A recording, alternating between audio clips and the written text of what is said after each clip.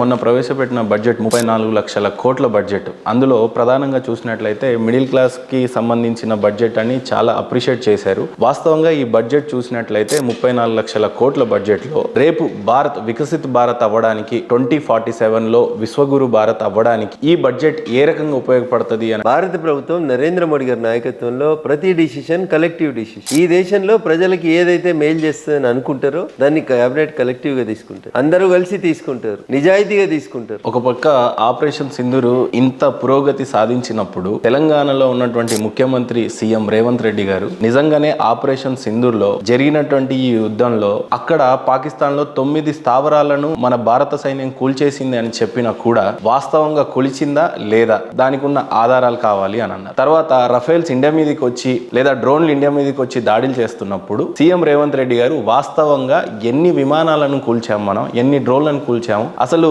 వాస్తవాలు ఏంటి అని చెప్పేసి ఒక పక్క అడగడం జరిగింది. రేవంత్ రెడ్డి గారు రాజకీయాలకు రాకముందు నుంచి ఈ దేశ పార్లమెంట్ లో సభ్యుడిగా ఉన్నటువంటి శశి థరూర్ గారిని పోయి అడుగుమని ఉంటారు.